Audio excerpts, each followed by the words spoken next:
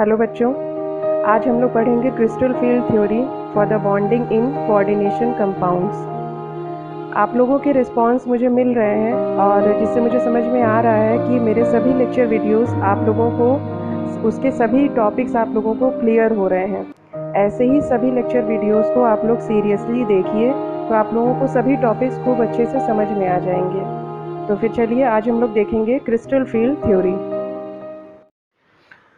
जैसा कि हम लोग जानते हैं, कोऑर्डिनेशन कंपाउंड जब भी इसका फॉर्मेशन होता है तो इनके बीच में जो इंटरेक्शन है वो लुईस एसिड बेस रिएक्शन की तरह होता है। जैसे एसिड और बेस रिएक्शन सिंपली होती है, वैसे ही सेंट्रल मेटल आयन और लिगैंड के बीच में इंटरेक्शन सेम वैसे ही होता है। और ये जो सेंट्रल मेटल आयन और लिगैंड है, ये दोनों पॉइंट चार्जेस की तरह बिहेव करते हैं। क्रिस्टल फील्ड थ्योरी में यही डिस्क्राइब किया गया है कि दोनों जो है वो पॉइंट चार्जेस की तरह बिहेव करते हैं। जो सेंट्रल मेटल आयन है वो पॉजिटिवली चार्ज्ड आयन की तरह बिहेव करता है, वो तो पॉजिटिवली चार्ज्ड है ही। लेकिन जो लिगैंड है वो चाहे किसी भी तरह का लिगैंड हो, लेकिन वो नेगेटिवली चार्ज्ड मतलब नेगेटिवली पॉइंट चार्ज की तरह वो बिहेव करता है। क्यों? क्योंकि जो है उसके पास इलेक्ट्रॉन है और इलेक्ट्रॉन जो है वो नेगेटिवली चार्ज्ड होते हैं। तो इसीलिए किसी भी तरह का लिगैंड हो उसको हम नेगेटिवली चार्ज्ड स्पीशीज़ की तरह मानते हैं।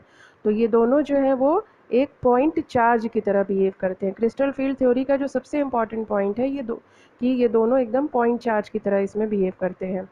और चूंकि चार्ज्ड स्पीशीज़ हैं और दोनों ही अपोजिटिवली चार्ज्ड हैं, एक प्लस है और एक माइनस है, तो इनके बीच का इंटरेक्शन कम्प्लीटली इलेक्ट्रोस्टैटिक इंटरेक्शन रहता है। जैसा कि प्लस और माइनस चार्ज्ड स्पीशीज़ के बीच में होता है, वैसे ही कम्प्लीटली इलेक्ट्रोस्टैटिक रिएक्शन होती है, इंटरेक्शन होता है इसमें। अब जो है जो लिगैंड के इलेक्ट्रॉन हैं, ये तो आप लोग जानते ही हैं कि जो लिगैंड के इलेक्ट्रॉन है वो सेंट्रल मेटल आयन के एम्प्टी हाइब्रिडाइज डी ऑर्बिटल में आकर के फिल हो जाते हैं। तो जैसे ही ये लिगैंड के इलेक्ट्रॉन आते हैं सेंट्रल मेटल आयन में फिल होने के लिए, तो इसमें कभी कभी रिपल्शन होने लगता है। रिपल्शन क्यों होगा? क्योंकि जो सेंट्रल मेटल आयन के पास भी तो इलेक्ट्रॉन ही है ही, तो उसके अपने इलेक्ट्रॉन और जो लिगैंड के इलेक्ट्रॉन आ रहे हैं दोनों नेगेटिवली चार्ज्ड हैं, तो इसीलिए उनमें रिपल्शन होने लगता है। इस रिपल्शन के कारण जो ये ऑर्बिटल्स हैं, सेंट्रल मेटल आयन के जो ऑर्बिटल्स हैं उनकी एनर्जी कुछ बढ़ जाती है और एनर्जी बढ़ने के कारण जो डी ऑर्बिटल्स हैं उनमें स्प्लिटिंग हो जाती है।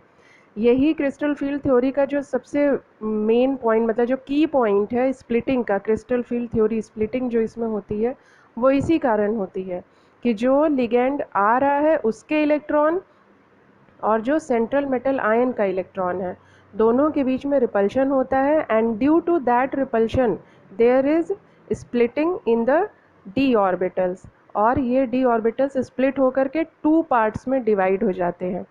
तो चलिए देखते हैं कि कैसे स्प्लिटिंग होती है और किस तरह से ये दो पार्ट्स में डिवाइड होते हैं और कौन कौन से ऑर्बिटल्स बनते हैं। अब ये देखिए इस इमेज में हमने ये दिखाया है कि कैसे सेंट्रल मेटल आयन और लिगैंड पॉइंट चार्जेस की तरह बिहेव करते हैं, कैसे हम इनको एज अ पॉइंट चार्ज मान करके चलते हैं। देखिए सेंटर में, एकदम सेंटर में जो है वो सेंट्रल मेटल आयन है और उसके चारों तरफ जो है वो सारे लिगैंड्स हैं। तो सेंटर में प्लस चार्ज स्पीशीज़ है और चारों तरफ माइनस चार्ज वाली स्पीशीज़ है। अब पहले हम लोग ये समझेंगे कि ये सेंट्रल मेटल आयन के जो डी ऑर्बिटल्स हैं ये कैसे होते हैं, कैसे दिखते हैं और 3D स्पेस में इनका ओरिएंटेशन कैसा होता है। तो जैसा कि आप लोग पहले भी पढ़ चुके हैं और जानते भी हैं कि डी ऑर्बिटल जो होते हैं वो 5 तरह के होते हैं। डबल डंबल शेप होता है, लेकिन ये जो इनका डबल डंबल है वो कैसे ओरिएंटेड रहता है, 3D स्पेस में कैसे ओरिएंटेड रहता है, ये हम लोग पहले देखेंगे। तो चलिए देखते हैं। अब चूँकि 5 तरह के डी ऑर्बिटल्स होते हैं, 5 में से 3 जो है वो d x y, y z और डी जेड एक्स होते हैं, और जो बाकी के 2 हैं वो d x square minus Y square और डी जेड स्क्वायर, ये 5 तरह के हैं। तो जो डी वाई जेड है, जो हम लोग देखते हैं इसको कि डी वाई जेड किस तरह से 3D स्पेस में ओरिएंटेड रहता है। जब भी डी वाई जेड लिखा रहेगा या डी एक्स जेड लिखा रहेगा या डी एक्स वाई लिखा रहेगा, तब आपको ये देखना है कि वो जो वाई जेड लिखा है वो वाई जेड उसका एक्सिस दिखा रहा है, उसके जो डबल डंबल हैं वो किस एक्सिस पर ओरिएंटेड है 3D स्पेस में। तो अगर वाई जेड लिखा है तो इट मीन्स कि जो डबल डंबल है वो वाई जेड एक्सिस के बीच में ओरिएंटेड है। जो वाई और जेड तीन एक्सिस बनते हैं, एक्स एक्सिस, वाई एक्सिस और Z axis.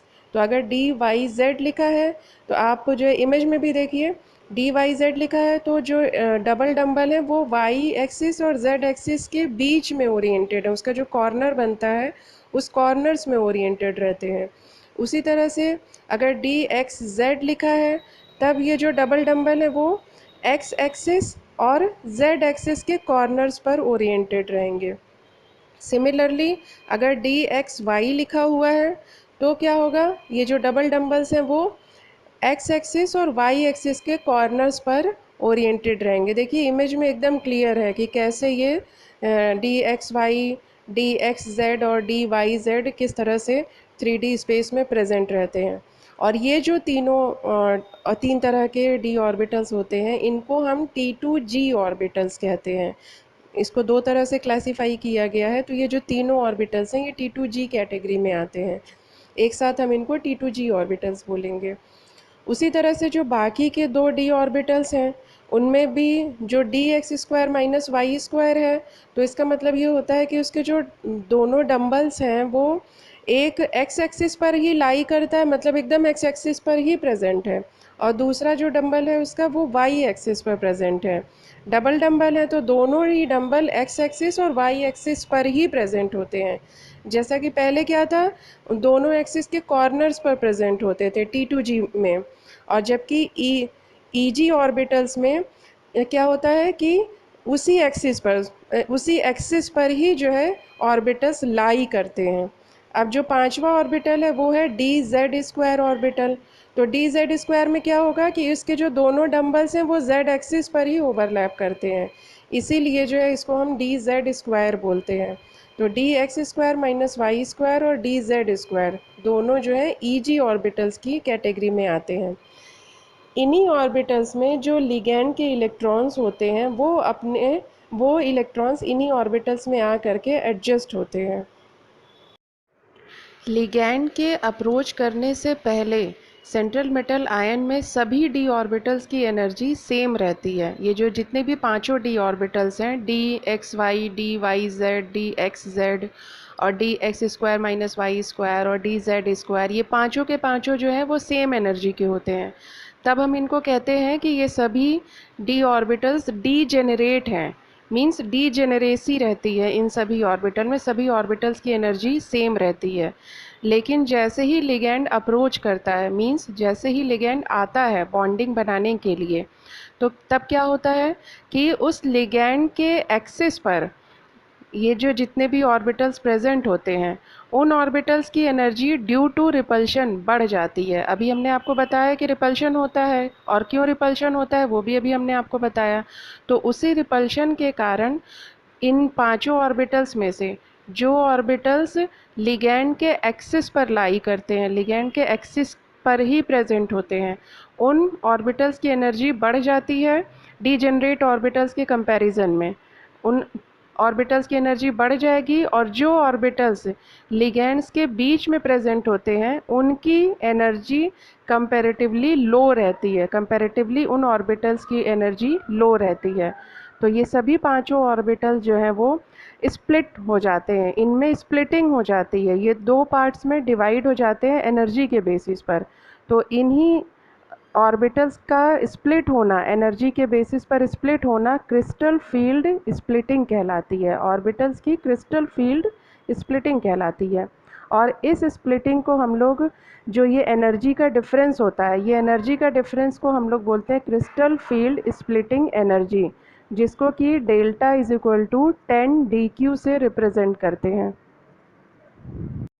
Now I will discuss the application of the crystal field theory on octahedral complexes.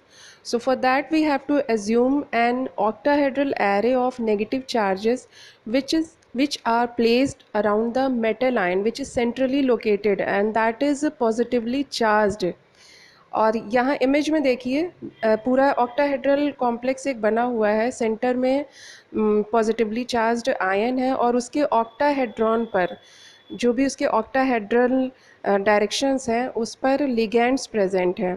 तो जब ये सेंट्रल मेटल आयन के डी ऑर्बिटल्स जब ये एक्सिस के अलोंग प्रेजेंट होते हैं तो इनकी एनर्जी जो है वो तब ज़्यादा होती है, क्योंकि जो लिगेंड्स होते हैं वो इन्हीं एक्सिस पर ही आ करके अटैच होते हैं।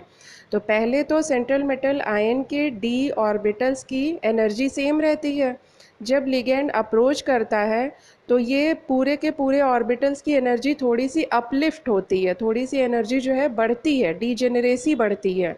डीजेनरेसी मीन्स कि सभी ऑर्बिटल्स की एनर्जी सेम है लेकिन पहले ऑर्बिटल्स क्या रहते हैं, ग्राउंड स्टेट में रहते हैं, और जब यही लिगेंड अप्रोच करता है तो यही डीजेनरेसी थोड़ा सा अपलिफ्ट हो जाती है, और जब लिगेंड आ करके अटैच हो जाते हैं तब इन डी ऑर्बिटल्स में स्प्लिटिंग हो जाती है and that splitting is turned into two parts. First part is easy orbital and second part is T2G orbitals. अब देखेंगे कि कैसे लिगैंड के अप्रोच करने पर इन डी ऑर्बिटल्स में स्प्लिटिंग होती है। अब देखिए सबसे पहले क्या है, सेंट्रल मेटल आयन के डी ऑर्बिटल हैं और सभी जो डी ऑर्बिटल्स हैं वो ऑक्टाहेड्रॉन डायरेक्शन में ओरिएंटेड हैं। तो जब लिगैंड अप्रोच करता है तो जो सेंट्रल मेटल आयन के दो डी ऑर्बिटल्स हैं DZ² और दूसरा DX² माइनस Y², ये दो ऑर्बिटल्स की एनर्जी हाई हो जाती है लिगेंड्स के अप्रोच करने पर। क्यों हाई हो जाती है, क्योंकि अब देखिए ध्यान से देखिए इमेज में, ऊपर देखिए एनर्जी हाई हुई है तो इसीलिए इसको हमने ऊपर लिखा हुआ है, DZ² और DX² माइनस Y² को ऊपर लिखा हुआ है, क्योंकि इसकी एनर्जी पहले जो ग्राउंड स्टेट में था पूरा का पूरा कॉम्प्लेक्स, तो उसकी जो पूरी डीजेनरेट ऑर्बिटल्स की एनर्जी से ज़्यादा है, इसलिए ये ऊपर लिखा हुआ है। तो DZ² को देखिए, ये आपको पहले ही पता है कि ये z एक्सिस के अलोंग उसी पर अलाइन करते हैं, z एक्सिस पर ही ये अलाइन करते हैं ये ऑर्बिटल्स। और चूंकि z एक्सिस पर अगर लिगैंड प्रेजेंट है और ऑक्टाहेड्रल कॉम्प्लेक्स होगा तो z एक्सिस पर लिगैंड प्रेजेंट होगा ही, तो z एक्सिस पर ऑर्बिटल भी है और उसी z एक्सिस पर लिगैंड भी है। तो जो ऑर्बिटल है उसके अंदर भी इलेक्ट्रॉन्स प्रेजेंट है और जो लिगैंड है वो तो इलेक्ट्रॉन्स लेकर के आया ही है। तो इन दोनों के इलेक्ट्रॉन्स के बीच में रिपल्शन, इलेक्ट्रोस्टैटिक इंटरैक्शन होता है विच इज़ अ रिपल्शन। तो due to that repulsion the energy of this DZ² orbital goes high in comparison to the degenerate orbital, degenerate d orbital।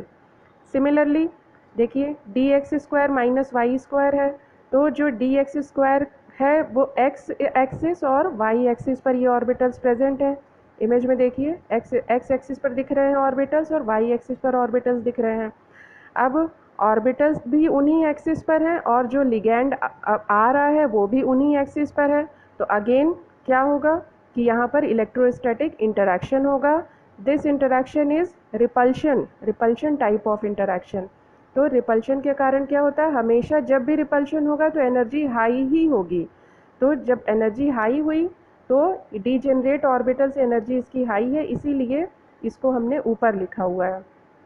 तो DZ² और DX² माइनस Y² ये दोनों जो है axis पर प्रेजेंट होने के कारण लिगैंड के अप्रोच करने पर इनकी एनर्जी डीजेनरेट ऑर्बिटल से इनकी एनर्जी हाई हो जाती है।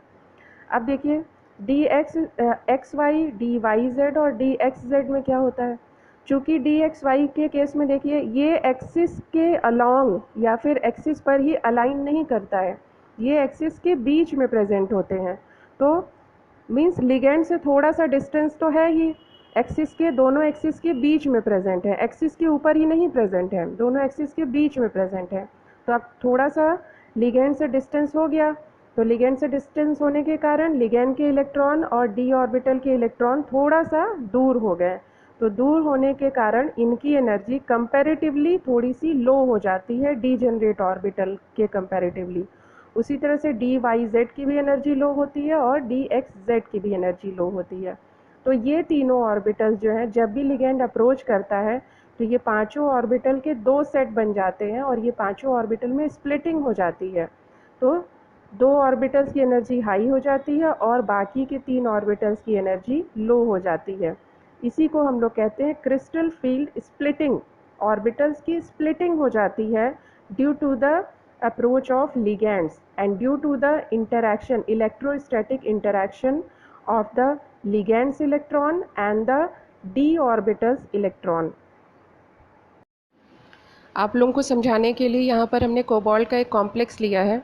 6 लिगैंड्स इससे अटैच हैं, 5 अमोनिया के हैं और 1 नाइट्रो है।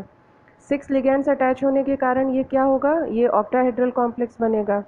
तो जैसे ही पहले जब सिर्फ कोबाल्ट आयन रहता है तो इसके क्या होंगे, पांचों ऑर्बिटल्स डीजनरेट कंडीशन में रहेंगे, डीजनरेसी रहेगी पांचों ऑर्बिटल्स में, मींस कि सभी ऑर्बिटल्स की एनर्जी सेम रहेगी।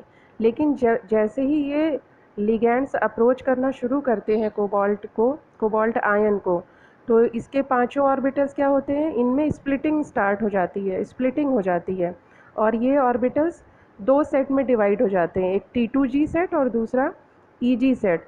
T2G सेट के ऑर्बिटल्स जो हैं वो in between the axis present होते हैं, मतलब एक्सिस के बीच में प्रेजेंट होते हैं।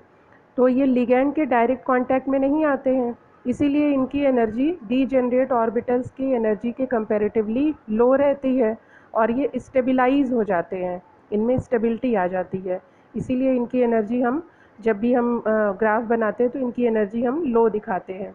और उसी तरह से जब EG ऑर्बिटल्स को हम देखते हैं तो EG ऑर्बिटल्स में क्या होता है, चूँकि ये एक्सिस पर ही इनके ये ऑर्बिटल्स प्रेजेंट होते हैं, तो लिगैंड्स जब अप्रोच करते हैं तो इनकी एनर्जी ऑब्वियसली हाई हो जाएगी डीजेनरेट ऑर्बिटल्स के कंपैरिजन में।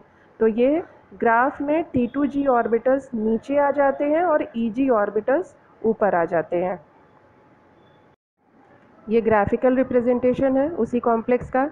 देखिए, पहले जब मेटल आयन फ्री कंडीशन में रहता है, मतलब कि जब उससे लिगैंड्स अटैच नहीं रहते हैं, तब इसकी एनर्जी लो रहती है। जैसे ही लिगैंड इसके अप्रोच में आता है तब क्या होगा, मेटल आयन की एनर्जी जो है वो हाई हो जाती है। लेकिन यहाँ पर अभी भी सारे के सारे डी ऑर्बिटल्स की एनर्जी सेम रहती है, मतलब कि डी ऑर्बिटल्स डीजेनरेट कंडीशन में रहते हैं। लेकिन जब मेटल आ करके अटैच हो जाता है और बॉन्डिंग बनाता है तो उस कंडीशन में क्या होता है कि ये जो डी ऑर्बिटल्स हैं वो उनमें स्प्लिटिंग हो जाती है और वो डी ऑर्बिटल्स 2 पार्ट्स में डिवाइड हो जाते हैं, T2 सेट और EG सेट में। T2G सेट की एनर्जी लो हो जाती है in comparison to the degenerate orbitals और EG सेट की एनर्जी हाई हो जाती है डीजेनरेट ऑर्बिटल्स के कंपैरिजन में। रीज़न इसका आपको समझ में आ ही गया होगा। तो जब भी हम उसका ग्राफिकल रिप्रेजेंटेशन बनाते हैं तो ऐसे ही बनाते हैं। अब हम लोग टेट्राहेड्रल कॉम्प्लेक्सेस में क्रिस्टल फील्ड थ्योरी का एप्लीकेशन देखेंगे। इसको समझने के लिए सबसे पहले आप लोगों को टेट्राहेड्रल कॉम्प्लेक्सेस के स्ट्रक्चर को समझना पड़ेगा। एक क्यूब को इमेजिन करिए, क्यूब के सेंटर में एक सेंट्रल मेटल आयन होगा और इसके जो कॉर्नर्स हैं तो ऑल्टरनेट कॉर्नर्स पर इसके लिगैंड्स प्रेजेंट होंगे, मींस कि 4 कॉर्नर्स पर तो लिगैंड प्रेजेंट रहेंगे ही और जो बाकी के 4 कॉर्नर्स हैं वो खाली रहेंगे, एम्प्टी रहेंगे।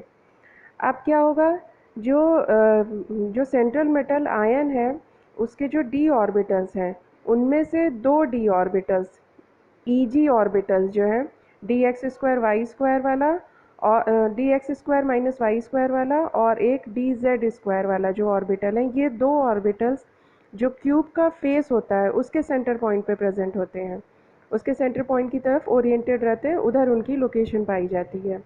जबकि जो बाकी के 3 ऑर्बिटल्स हैं T2G ऑर्बिटल्स, जो कि है dxy dyz और dzx ऑर्बिटल्स, ये जो ऑर्बिटल्स हैं ये जो क्यूब के एजेस होते हैं उन एजेस के सेंटर पॉइंट पे पाए जाते हैं। तो अगर आप इसका स्ट्रक्चर देखिए तो इससे क्लियर हो जाएगा कि जो T2G ऑर्बिटल्स हैं वो जो है वो लिगैंड्स के थोड़ा वो पास में रहते हैं, इस वजह से उनकी एनर्जी हाई हो जाती है। जबकि जो EG ऑर्बिटल्स हैं वो थोड़ा सा लिगैंड से सेपरेटेड रहते हैं, थोड़ा सा लिगैंड से दूर रहते हैं, जिससे कि उनकी एनर्जी कंपैरेटिवली लो रहती है। तो इसमें टेट्राहेड्रल में ऑक्टाहेड्रल से थोड़ा सा डिफरेंट रहता है, उसमें ईजी सेट की एनर्जी हाई रहती है, जबकि टेट्राहेड्रल में ईजी सेट की एनर्जी लो रहती है, क्योंकि यहाँ पर स्ट्रक्चर के कारण ये ईजी सेट जो है वो लिगेंड से दूर रहता है, जबकि T2G सेट जो है वो लिगेंड्स के पास में पाया जाता है, इसलिए इनकी एनर्जी हाई हो जाती है। ये एक ग्राफिकल रिप्रेजेंटेशन दिया है। इसमें टेट्राहेड्रल कॉम्प्लेक्स में जो उसका सेंट्रल मेटल आयन है उसके डी ऑर्बिटल्स की स्प्लिटिंग कैसे होती है उसको क्लियर किया है। देखिए, पहले जो डी ऑर्बिटल जब आयन फ्री था, जब उसकी किसी के साथ बॉन्डिंग नहीं थी, तब डी ऑर्बिटल्स की एनर्जी लो रहती है। उसके बाद और उस लो एनर्जी में भी सभी डी ऑर्बिटल्स डीजेनरेट रहते हैं, मीन्स सबकी एनर्जी सेम रहती है। जब लिगैंड अप्रोच करता है तो सभी डी ऑर्बिटल्स की एनर्जी थोड़ा बढ़ जाती है, लेकिन डीजेनरेसी अभी भी मेंटेन रहती है। और जैसे ही लिगैंड आ करके अटैच हो जाता है, बॉन्डिंग बनती है, इलेक्ट्रॉन्स की शेयरिंग होती है, तब क्या होता है कि इन डी ऑर्बिटल्स में स्प्लिटिंग हो जाती है। ईजी ऑर्बिटल्स जो कि लिगैंड से थोड़ा सा डिस्टेंस पे हो रहते हैं, उन ऑर्बिटल्स की एनर्जी लो हो जाती है in comparison to the T2G orbitals जो कि लिगैंड्स की क्लोज विसिनिटी में रहते हैं, इसलिए उनकी एनर्जी हाई हो जाती है। इसको इस ग्राफिकल रिप्रेजेंटेशन से हम लोग समझ सकते हैं। Crystal field splitting tetrahedral complexes में भी होती है और ऑक्टाहेड्रल कॉम्प्लेक्सेस में भी होती है, लेकिन टेट्राहेड्रल कॉम्प्लेक्सेस में क्रिस्टल फील्ड स्प्लिटिंग कम होती है। मींस जो दो डी ऑर्बिटल्स हैं उनके बीच की जो स्प्लिटिंग है, मींस उनके बीच का जो एनर्जी गैप है वो कम रहता है in comparison to the octahedral complexes. उनमें जो ऑक्टाहेड्रल कॉम्प्लेक्सेस में जो दो सेट बनते हैं डी ऑर्बिटल्स के, उनके बीच का एनर्जी गैप ज़्यादा रहता है उनके बीच की, इसीलिए हम लोग कहते हैं कि उनकी स्प्लिटिंग ज़्यादा होती है। ऐसा इसलिए होता है क्योंकि ऑक्टाहेड्रल और टेट्राहेड्रल को जब देखिए तो टेट्राहेड्रल में से अगर टेट्राहेड्रल कॉम्प्लेक्सेस में या टेट्राहेड्रल जो सेंट्रल मेटल आयन है उसमें दो बॉन्ड हम और ऐड कर दें तो ऑक्टाहेड्रल बन जाएगा। तो यही जो उसके दो बॉन्ड्स बनते हैं, उसके जो दो ऑर्बिटल्स रहते हैं उन बॉन्ड को बनने के लिए, वो ऑर्बिटल्स उन्हीं एक्सिस पर ही लाई करते हैं, एकदम उसी एक्सिस पर ही प्रेजेंट कर होते हैं जिस पे कि लिगैंड अटैच होता है। तो इस कारण रिपल्शन जो है वो बहुत ज़्यादा मैक्सिमम रिपल्शन देखने को मिलता है, जिसके कारण कि ईजी सेट की एनर्जी बढ़ जाती है, जिसके कारण कि स्प्लिटिंग बढ़ जाती है, और स्प्लिटिंग के कारण उनके बीच का जो दो सेट्स हैं डी ऑर्बिटल्स के, उनके बीच का एनर्जी गैप बढ़ जाता है। इसमें ग्राफिकल रिप्रेजेंटेशन में देखिए, ऑक्टाहेड्रल कॉम्प्लेक्सेस का एनर्जी गैप ज़्यादा है, जबकि टेट्राहेड्रल कॉम्प्लेक्सेस का एनर्जी गैप कम है। ये जो एनर्जी गैप है इसको ही हम बोलते हैं क्रिस्टल फील्ड स्टेबलाइजेशन एनर्जी। तो यहाँ पर ये पॉइंट नोट कर लीजिएगा आप लोग कि स्प्लिटिंग दोनों में ही होती है, लेकिन टेट्राहेड्रल कॉम्प्लेक्सेस में स्प्लिटिंग कम होती है, इसकी क्रिस्टल फील्ड स्टेबलाइजेशन एनर्जी कम होती है, जबकि ऑक्टाहेड्रल कॉम्प्लेक्सेस में स्प्लिटिंग ज़्यादा होती है और इसकी क्रिस्टल फील्ड स्टेबलाइजेशन एनर्जी भी ज़्यादा रहती है।